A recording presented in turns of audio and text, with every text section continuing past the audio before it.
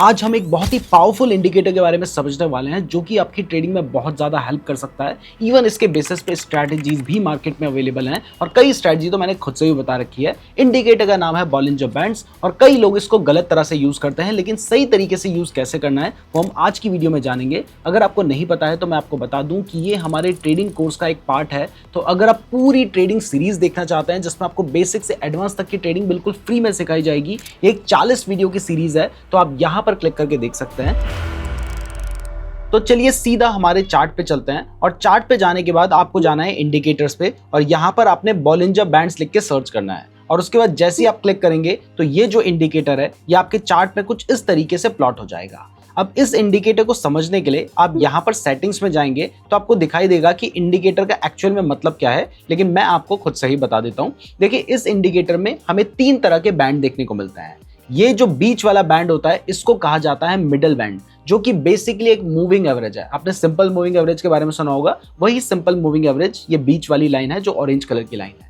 अब इसके ऊपर और नीचे 2 बैंड हमें दिखाई दे रहे हैं। ऊपर वाले बैंड को कहा जाता है अपर बैंड और नीचे वाले बैंड को कहा जाता है लोअर बैंड। और ये दोनों ज्यादा कुछ नहीं है, सिर्फ स्टैंडर्ड डेविएशन है। यानी ये बताते हैं कि सिंपल मूविंग एवरेज से प्राइस कितना ऊपर और कितना नीचे जनरली जाती है।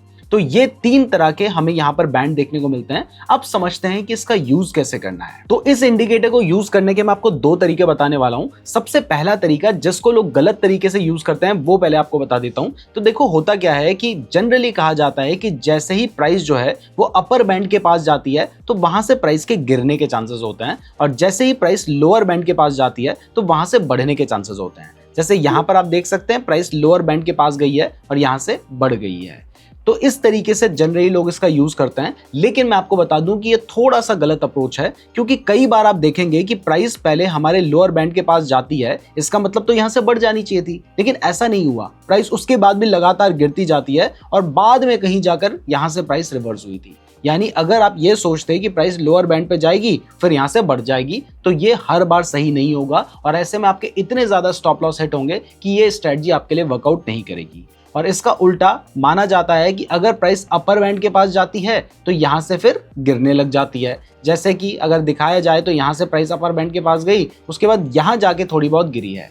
यानी सीधा अगर आप ये मान लेंगे कि प्राइस अपर बैंड के पास गई और वहां से गिर जाएगी तो ये भी बहुत कभी कभार ही होगा, और ऐसे में आपको बहुत सारे फेक सिग्नल्स मिलेंगे, आप गलत ट्रेड्स लेंगे जिससे आपका नुकसान होगा। तो चलिए अब समझते हैं कि एक्चुअल में इस इंडिकेटर को यूज कैसे करना है। तो देखिए तरीका वही है कि जब भी आपको दिखाई देता है कि प्राइस जो है वो हमारे लोअर बैंड के पास जा रही है, यानी यहां पर हमें दिखाई दिया प्राइस लोअर बैंड के पास गई है, तो आपने वेट करना है कि ठीक है वो लोअर बैंड के पास है, ओके। जब वो लोअर बैंड से वापस से रिवर्स करने लग जाती है, जब आपको दिखाई देता है कि भाई प्राइस लोअर बैंड को टच करने के बाद रिवर्स करने लग गई है, तब जाके अगर आप अपना ट्रेड प्लान करेंगे तो उस ट्रेड के सही निकलने के चांसेस काफी ज्यादा होंगे। इवन मैं तो कहूंगा कि जब प्राइस लोअर बैंड को टच करने के बाद वापस रिवर्स करने लग जाती है, जब टच किया उसके बाद तो देखो गिरती रहेगी, कितना गिरेगी कुछ नहीं कह सकते, लेकिन जब टच करने के बाद वापस रिवर्स करने लग जाती है, काफी सारी कैंडल्स बन जाती हैं, या मैं तो कहूंगा कि प्राइस वापस से अपनी बीच वाली जो लाइन है मिडल बैंड जो है इसके पास तक पहुंच जाती है, तब अगर आप बाय करने का ट्रेड प्लान करेंगे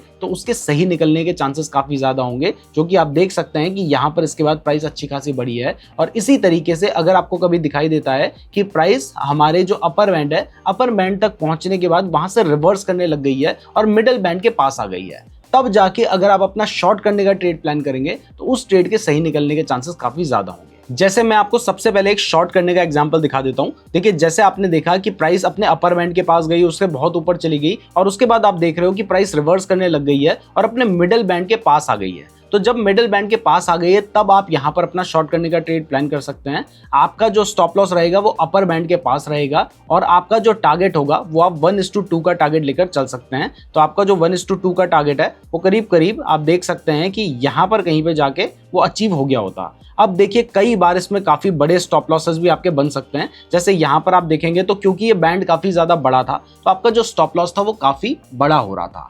तो ऐसे केस में आपको अगर कोई स्विंग हाई नजर आता है, आप वहां तक का अपना स्टॉप लॉस प्लान करके चल सकते हैं। तो करीब करीब यहाँ पे भी आपका स्टॉप लॉस होता तो आराम से 1:2 आपको मिल जाता। तो इस तरीके से आपने प्लान करना है। लेकिन देखिए, जब भी हम किसी इंडिकेटर को यूज करते हैं ना, तो सीधा ऐसा नहीं है कि भाई इंडिकेटर बन रहा है तो ट्रेड ले लेता हूं, फिर से इंडिकेटर ने सिग्नल दिया तो ट्रेड ले लेता हूं। इसके साथ आपने प्राइस एक्शन का यूज करना होता है, स्मार्ट मनी कॉन्सेप्ट का यूज करना होता है। तो ये सारी चीजें मैं आपको आगे सिखाने वाला हूं, इसलिए इस वीडियो को ध्यान से देखिएगा। अब चलिए यहां पर समझ लेते हैं कि अगर आप इसके बेसिस पे बाय करना चाहते हैं तो वो कैसे करेंगे। तो देखिए, बाय करने के लिए आपने वेट करना है कि जब प्राइस लोअर बैंड को टच करने के बाद वापस रिवर्स करने लग जाती है और हमारे मिडिल बैंड के पास आ जाती है, तो वहां पर आप बाय करने का ट्रेड ले सकते हैं। आपका जो स्टॉप लॉस होगा वो ये जो हमारा लोअर बैंड है यहां पर रहेगा, और टारगेट के लिए आप 1:2 लेकर चल सकते हैं। तो आप देख सकते हैं यहां पर भी जो आपका टारगेट था वो आराम से अचीव हो गया होता। लेकिन अगेन मैं आपको कह रहा हूं कि आपने सिर्फ ये देखा कि भाई इंडिकेटर बन रहा है, उसके बेसिस पे ट्रेड नहीं लेना है। मैं आपको समझा रहा हूं कि ये किस तरीके से काम करती है, ताकि ये इंफॉर्मेशन आगे आपके काम आए। जब आपने ट्रेडिंग में ये सारी चीजें सीख ली होंगी, आगे जो मैं बताने जा रहा हूं वो सब कुछ सीख लिया होगा, तब आपका माइंड खुलेगा, आपको पता चलेगा कि मैं यहाँ पे ये यूज कर सकता हूँ, यहाँ पे ये यूज कर सकता हूँ। लेकिन जब मैंने बताया होगा तभी तो पता होगा ना, इसलिए मैं ये सारी चीजें यहाँ पर कवर कर रहा हूँ और हम डिटेल में लेके चल रहे हैं। 40 वीडियोस का हम ये कोर्स बना रहे हैं। तो आपने देखा कि यहां पर आप कैसे अपना ट्रेड प्लान कर सकते हैं। अब सबसे इंपॉर्टेंट चीज है कि भाई ऐसा नहीं है ना कि हर बार प्राइस यहां पे आई और आप बाय करने का ट्रेड प्लान कर लो। इसके साथ आपको कंफर्मेशन चाहिए। तो वो कंफर्मेशन के लिए आप यूज कर सकते हैं वॉल्यूम इंडिकेटर का। देखिए, इसके लिए इंडिकेटर पे जाएंगे, वॉल्यूम लिखेंगे तो यहां पर आपको वॉल्यूम दिखाने लग जाएगा नीचे चार्ट में। तो जब आपको दिखाई देता है कि वॉल्यूम बढ़ रहा है, तब अगर आप ट्रेड लेंगे तो उस ट्रेड के सही निकलने के चांसेस ज्यादा होते हैं, क्योंकि वॉल्यूम बढ़ने का मतलब है कि ज्यादा ट्रेडर्स उसमें इंटरेस्ट ले रहे हैं। तो जैसे यहां पर वॉल्यूम आपको दिखाई दे रहा है कम है, तो उस टाइम पर आप देखोगे मार्केट साइडवेज है। लेकिन आपने देखा कि भाई वॉल्यूम बढ़ने लग गया है, और उसके साथ ही जैसे यहां से काफी ज्यादा वॉल्यूम बढ़ा है। इवन वॉल्यूम के लिए मैं आपको बता देता हूं, यहाँ पे सेटिंग के साथ ना एक वॉल्यूम एमए का ऑप्शन होता है, इस पर क्लिक कर दो। जैसे आप वॉल्यूम एमए पे क्लिक करते हो और आपको दिखाई देता है कि भाई जो वॉल्यूम है वो इस लाइन से ऊपर आ गया है, तो तब आप कह सकते हैं कि हाँ वॉल्यूम एवरेज से ज्यादा है, और तब आप अपना ट्रेड प्लान करेंगे तो उसके सही निकलने के चांसेस ज्यादा होंगे। अगेन, जैसे मान लो आप शॉर्ट करना चाहते हो, तो आपने देखा कि भाई जो प्राइस है, वैसे तो यहाँ पर इसके लिए कुछ और स्ट्रेटजी है इस लेवल के लिए, वो मैं आपको फिर बताता हूँ। लेकिन पहले यहाँ पे समझ लेते हैं। जैसे मान लो आपने देखा कि भाई जो प्राइस है वो हमारे अपर बैंड को टच करने के बाद मिडिल बैंड के पास आ गई है, और यहाँ पर आप शॉर्ट करने के बारे में सोच रहे हो, तो आपको कंफर्मेशन चाहिए कि भाई एक्चुअल में करूं या नहीं करूं। तो आपने देखा कि भाई यहाँ पे तो हमारा जो वॉल्यूम है वो भी अच्छा खासा बढ़ रखा है, तो आप यहाँ से थोड़ा कंफर्म हो सकते हैं। उसके बाद आपने जो अपना स्टॉप लॉस रखा वो इस अपर बैंड से थोड़ा सा ऊपर रख लिया, और टारगेट के लिए आप 1:2 लेकर चल रहे हैं या फिर स्विंग लो लेकर चल रहे हैं, तो वो आप देख सकते हैं कि यहाँ पर आपका आराम से अचीव हो गया होता।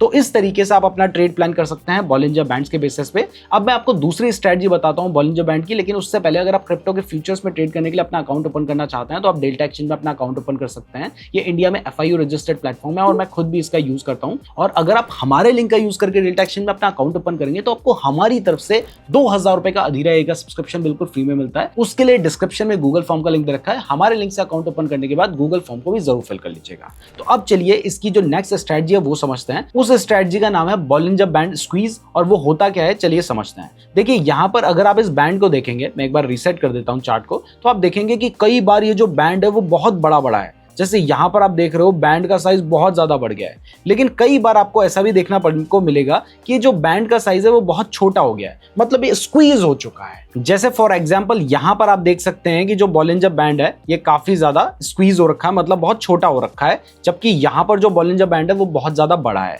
तो हमें ऐसे एरियाज ढूंढने हैं जहां पर बॉलिंजर बैंड बहुत ज्यादा स्क्वीज हो रखा है। तो अगर वो स्क्वीज होता है ना, तो उस टाइम पर माना जाता है कि मार्केट में ज्यादा वॉलेटिलिटी नहीं है, इस वजह से वो स्क्वीज चल रहा है।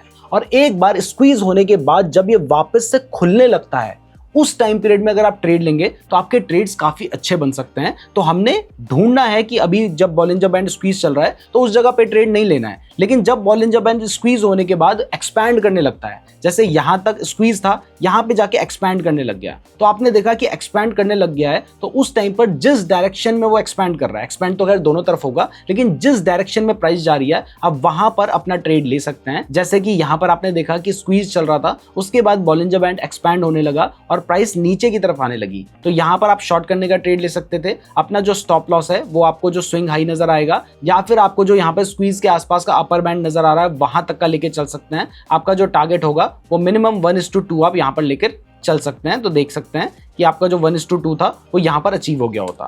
मैं अगेन आपको कोई एग्जांपल दिखाता हूँ। देखिए यहाँ पर फिर से आपको दिखाई दे रहा है कि एक स्क्वीज हो रखा है, यहाँ पे बहुत छोटा सा, पहले यहाँ पे इतना बड़ा था फिर स्क्वीज हुआ। स्क्वीज होने के बाद आपने देखा कि यहाँ पर क्या हुआ, प्राइस अब ऊपर की तरफ जाने लग गई है, मतलब स्क्वीज से थोड़ा सा बढ़ने लग गया, आपने प्राइस ऊपर की तरफ जाते हुए देखी। तो आपने क्या किया, आपने यहाँ पर अपनी एंट्री ली, यहाँ पे अपना स्टॉप लॉस रखा और 1:2 का आपने टारगेट लगाया। तो इस बार आपका जो टारगेट था वो पूरा नहीं हो पाता और आपका आगे जाके स्टॉप लॉस हिट हो जाता। तो अब चलिए कोई और एग्जांपल ढूंढ लेते हैं। देखिए कोई भी स्ट्रेटजी होगी उसमें स्टॉप लॉसेस तो हिट होंगे ही। तो अब देखिए यहाँ पर आपको दिखाई दे रहा है कि चार्ट बहुत ज्यादा स्क्वीज हो गया था। देखिए यहाँ पर आपने स्क्वीज देखा और इस जगह पे अगर आप अपना ट्रेड लेंगे तो आपको पता है कि स्क्वीज होने के बाद थोड़ा सा एक्सपैंड होने लगा है। तो आप यहाँ पर अपना बाय करने का ट्रेड लेते और एक्सपेंशन ऊपर की तरफ है तो आपने यहाँ पर ट्रेड लिया, स्टॉप लॉस अपना यहाँ पे रखा और टारगेट 1:2 का आप लेके चलेंगे तो आराम से यहीं पर कहीं पे आपका जो टारगेट था वो अचीव हो गया होता। देखिए यहाँ पर जाके ही आपका टारगेट अचीव हो गया होता। इवन प्राइस तो उसके बाद काफी ऊपर तक गई थी,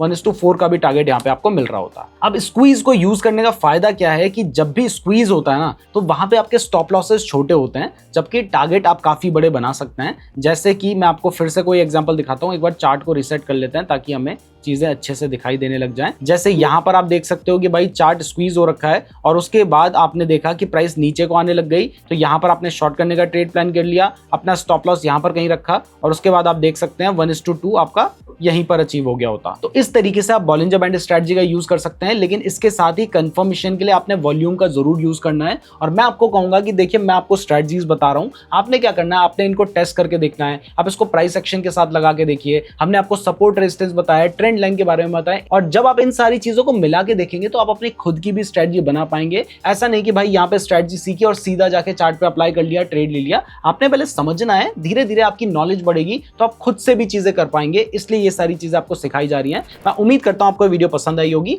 अगर आपने डेल्टा एक्सचेंज में अभी तक अपना अकाउंट नहीं ओपन किया है तो लिंक डिस्क्रिप्शन पे दे रखा है, साथ ही नीचे गूगल फॉर्म का लिंक भी दे रखा है, उसको भी जरूर फिल कर लीजिएगा। वीडियो पसंद आई है तो वीडियो को लाइक और चैनल को सब्सक्राइब जरूर कर दीजिएगा। और अगर आप बिल्कुल बेसिक से लेकर एडवांस तक की ट्रेडिंग सीखना चाहते हैं तो आप हमारी ये वाली प्लेलिस्ट को फॉलो कर सकते हैं। धन्यवाद।